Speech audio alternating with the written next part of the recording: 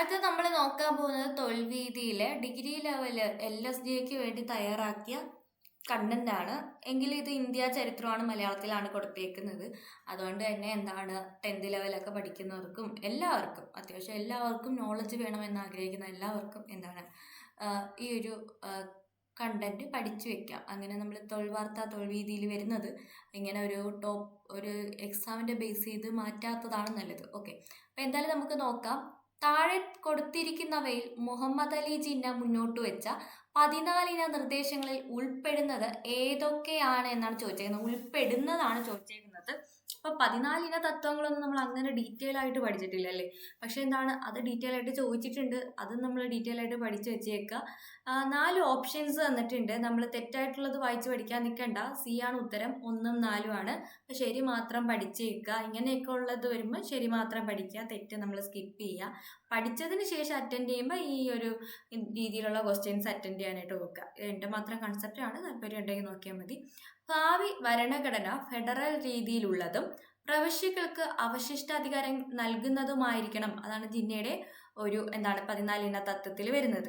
പിന്നെ മന്ത്രിസഭകളിൽ മുസ്ലിങ്ങൾക്ക് 1/3 പ്രാതിനിധ്യം ഉണ്ടായിരിക്കണമെന്നും ജിന്ന പറയുന്നുണ്ട്. ഓക്കെ, ഇനി സൈമൺ കമ്മീഷനിൽ ഒരൊറ്റ ഇന്ത്യക്കാരനും ഇല്ലാത്തതിന്റെ പ്രതിഷേധം എന്നോണം മോത്തിലാൽ നെഹ്റുവിന്റെ നേതൃത്വത്തിൽ സുഭാഷ് ചന്ദ്രബോസും തേജ് ബഹദൂർ സപ്രുവും അടക്കമുള്ള 8 അംഗ കമ്മിറ്റിയെ ഭരണഘടനാ പരിഷ്കാരത്തിനായി നിയമിച്ചു.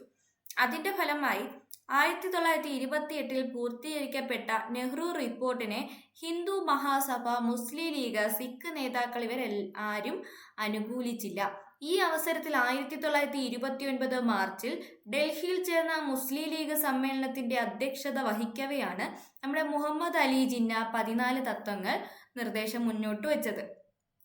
പ്രവിശ്യകൾക്ക് അവശിഷ്ട അധികാരം നൽകുന്ന ഫെഡറൽ ഭരണഘടന, പ്രവിശ്യകൾക്ക് സ്വയം ഭരണം, സംസ്ഥാനങ്ങളുടെ അനുമതിയില്ലാതെ ഭരണഘടനാ ഭേദഗതി പാടില്ല, എല്ലാ നിയമനിർമ്മാണ സഭകൾക്കും മതിയായ മുസ്ലിം പ്രാതിനിധ്യം, എല്ലാ സ്ഥാപനങ്ങളിലും മതിയായ മുസ്ലിം പ്രാതിനിധ്യം, കേന്ദ്ര നിയമനിർമ്മാണ സഭയിൽ മുസ്ലിങ്ങൾക്ക് 1/3 പ്രാതിനിധ്യം, കേന്ദ്ര സംസ്ഥാന മന്ത്രിസഭകളിൽ മുസ്ലിങ്ങൾക്ക് 1/3 പ്രാതിനിധ്യം, പ്രത്യേക ഇലക്ട്രേറ്റുകൾ എന്നിവയാണ് ഈ ഒരു തത്വത്തിൽ ഉണ്ടായിരുന്നത്. സിന്ധിനെ ബോംബെ പ്രവിശ്യയിൽ നിന്ന് വേർപെടുത്തുക, എല്ലാ സമുദായങ്ങൾക്കും പൂർണ്ണ മതസ്വാതന്ത്ര്യം, North West Frontier Province, Baluchistan എന്നിവിടങ്ങളിലെ ഭരണഘടനാ പരിഷ്കാരങ്ങൾ, മുസ്ലിങ്ങളുടെ മതപരവും സാംസ്കാരികവും വിദ്യാഭ്യാസപരമായിട്ടുള്ള അവകാശ സംരക്ഷണം എന്നിവയായിരുന്നു നമ്മുടെ ജിന്നയുടെ നിർദ്ദേശങ്ങൾ മുന്നോട്ട് വെച്ചത്. ജിന്നയുടെ 14 നിർദ്ദേശങ്ങൾ കോൺഗ്രസ് തള്ളിക്കളഞ്ഞു. എങ്കിലും തുടർന്ന് നടന്ന വട്ടമേശ സമ്മേളനങ്ങളിലേക്ക് മുഹമ്മദ് അലി ജിന്നയെ ക്ഷണിക്കപ്പെടുകയും അദ്ദേഹത്തിന്റെ കാഴ്ചപ്പാട് വിശദീകരിക്കുകയും ചെയ്തു. അടുത്തത് നമ്മുടെ 2 ലിസ്റ്റ് തന്നിട്ടുണ്ട്. മാച്ച് ദ ഫോളോയിങ് ആണ്. അപ്പൊ താഴെ തന്നേക്കുന്നത് വെച്ച് മാച്ച് ചെയ്യാനാണ് പറഞ്ഞേക്കുന്നത്. അപ്പൊ ഇതിന്റെ ഉത്തരം എന്താണ്? സി ആണ്. അപ്പൊ ഏതാണ്? ഫർദൂൻജി മുസ്ബ എന്തുമായിട്ട് ബന്ധപ്പെട്ടിരിക്കുന്നു? ബോംബെ സമാചാർ. അപ്പൊ നമുക്ക് മനസ്സിലായി ഇതെന്താണ്? പത്രവും അല്ലെങ്കിൽ നമ്മുടെ ദിനപത്രവും അത് പുറത്തിറക്കിയ ആൾക്കാരുമാണ്. അത് കറക്റ്റായിട്ട് അറിയാമെങ്കിൽ മാത്രമേ നമുക്കിത് കണക്ട് ചെയ്യാൻ പറ്റൂ. അപ്പൊ ഫർദൂൻജി മുസ്ബ ഏതാണ്? ബോംബെ സമാചാർ ആണ്.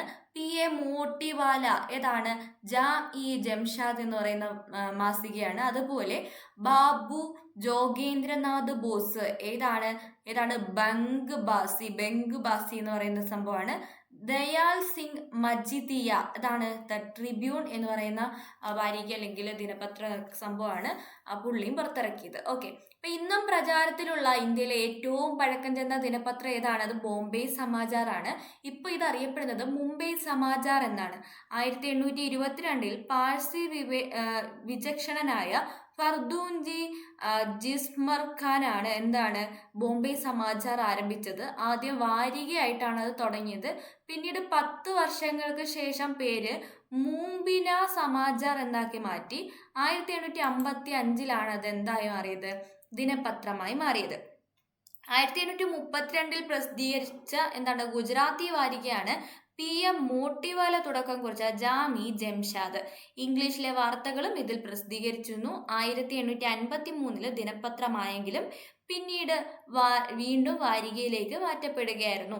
സർദാർ ദയാൽ സിംഗ് മജിദിയ 1881 ഫെബ്രുവരി 2 പ്രസിദ്ധീകരണം ആരംഭിച്ച പത്രമാണ് ദി ട്രിബ്യൂൺ. ഛത്തീസ്ഗഡ് ആസ്ഥാനമായി പ്രസിദ്ധീകരിക്കുന്ന ദി ട്രിബ്യൂൺ അതിൻ്റെ പ്രസിദ്ധീകരണം ആരംഭിച്ചത് ലാഹോറിൽ നിന്നാണ്.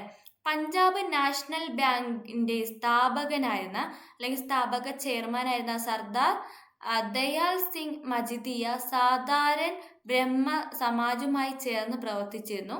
ലാഹോറിലെയും ഡൽഹിയിലെയും ദയാൽ സിംഗ് കോളേജുകൾ ഇദ്ദേഹത്തിന്റെ സ്മരണ നിലനിർത്തുന്നു. അടുത്തത് ബാബു ജോഗേന്ദ്രനാഥ് ബോസിന്റെ നേതൃത്വത്തിൽ ആരംഭിച്ച ബംഗാളി പ്രസിദ്ധീകരണമാണ് ബംഗ്ബാസി. ആചാര്യ ഗിരീഷ് ചന്ദ്ര ബോസിന്റെ നേതൃത്വത്തിൽ 1887 കൊൽക്കത്തയിൽ ആരംഭിച്ച പ്രസിദ്ധമായ ബംഗബാസി കോളേജിന് ആ പേര് ലഭിച്ചത് ബംഗബാസി പത്രത്തിൽ നിന്നാണ്. ഇനി അടുത്ത ചോദ്യം, ബ്രിട്ടീഷ് ഇന്ത്യയിൽ സെൻട്രൽ ലെജിസ്ലേറ്റീവ് കൗൺസിലും പ്രൊവിൻഷ്യൽ ലെജിസ്ലേറ്റീവ് കൗൺസിലും ബജറ്റ് ചർച്ച ചെയ്യാനും പ്രധാനപ്പെട്ട കാര്യങ്ങളിൽ ചോദ്യങ്ങൾ ഉന്നയിക്കാനും തന്നിരിക്കുന്ന ഏത് നിയമ പരിഷ്കരണത്തിലൂടെയാണ് നിയമപരമായ അധികാരം നേടിയത് എന്ന് ചോദിച്ചാൽ 1892 ഇന്ത്യൻ കൗൺസിൽ ആക്ട് വഴിയാണ് ലഭിച്ചത്.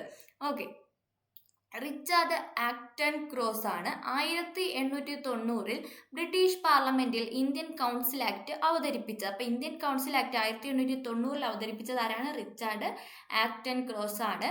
2 വർഷത്തിന് ശേഷം 1892 ജൂൺ 20 രാജകീയ അംഗീകാരം ലഭിച്ച നിയമം നിലവിൽ വന്നത് 1893 ഫെബ്രുവരി 3 ഈ നിയമം നിലവിൽ വരുമ്പോൾ ഇന്ത്യയുടെ ബ്രിട്ടീഷ് വൈസ്രോയി ലാൻസ്ഡൗൺ പ്രഭു ആയിരുന്നു. ആക്ടിലെ ആദ്യ പ്രധാന വകുപ്പ് കൗൺസിലെ അംഗങ്ങളുടെ എണ്ണം വർദ്ധിപ്പിക്കുന്നതിനെ സംബന്ധിച്ചായിരുന്നു. അതനുസരിച്ച് ഗവർണർ ജനറലിന്റെ കൗൺസിലിൽ 10-ൽ കുറയാതെ 16-ൽ കവിയാതെയുള്ള അധികമായ അംഗങ്ങൾ നിശ്ചയിക്കാമായിരുന്നു. പിന്നെന്താണ് അധിക അംഗങ്ങളുടെ നോമിനേഷൻ നടപടി ചട്ടങ്ങൾ സ്റ്റേറ്റ് സെക്രട്ടറി കൗൺസിലിന്റെ സമ്മതത്തിന് വിധേയമായി നിർമ്മിക്കുന്നതിന് ഗവർണർ ജനറൽ കൗൺസിൽ അംഗീകാരം നൽകി അല്ലെങ്കിൽ അധികാരം നൽകി. ബജറ്റിനെ കുറിച്ചും പൊതു താല്പര്യമുള്ള കാര്യങ്ങളെക്കുറിച്ചും ചോദ്യങ്ങൾ ചോദിക്കാനുള്ള അവകാശം മുൻകൂർ നോട്ടീസോടെ അംഗങ്ങൾക്ക് ലഭ്യമായി. അവർക്ക് അനുബന്ധ ചോദ്യങ്ങൾ ചോദിക്കാൻ അവസരം ഉണ്ടായിരിക്കില്ല. അടുത്തത് 1861 ഇന്ത്യൻ കൗൺസിൽ നിയമം പാസാക്കുമ്പോൾ ഇന്ത്യയിലെ ബ്രിട്ടീഷ് വൈസ്രോയി കാനിങ് പ്രഭു ആയിരുന്നു. ഈ നിയമപ്രകാരം ബോംബെയിലെയും മദ്രാസിലെയും കൗൺസിലുകൾക്ക് നിയമനിർമ്മാണ അധികാരം നൽകുകയും മറ്റ് സംസ്ഥാനങ്ങളിൽ പുതിയ കൗൺസിൽ രൂപീകരിക്കാൻ നിശ്ചയിക്കുകയും ചെയ്തു. 1909 ഇന്ത്യൻ കൗൺസിൽ നിയമം മിന്റോ മോർലി ഭരണപരിഷ്കാരം എന്നും അറിയപ്പെട്ടു. ബ്രിട്ടീഷ് ഇന്ത്യയിലെ വൈസ്രോയി ആയിരുന്ന മിന്റോ പ്രഭുവിന്റെയും സ്റ്റേറ്റ് സെക്രട്ടറി ആയിരുന്ന മോർലി പ്രഭുവിന്റെ പേരിലാണ് ഇത് പിന്നീട് അറിയപ്പെട്ടത്. വില്ലിംഗ്ടൺ പ്രഭു ഇന്ത്യൻ വൈസ്രോയി ആയിരിക്കെ പാസാക്കപ്പെട്ട നിയമമാണ് ഗവൺമെന്റ് ഓഫ് ഇന്ത്യ ആക്ട് 1935. ഇന്ത്യക്ക് വേണ്ടി ബ്രിട്ടീഷ് പാർലമെന്റ് പാസാക്കിയ ഏറ്റവും ദൈർഘ്യമേറിയ നിയമമായിരുന്നു 1935 ഈ ഒരു ആക്ട്. ജൂലൈ 24 രാജകീയ അംഗീകാരം ഇതിന് ലഭിച്ചത്. അടുത്തത് the problem of the rupee its origin and it's solution എന്ന കൃതി രചിച്ചത് ആരാണ്?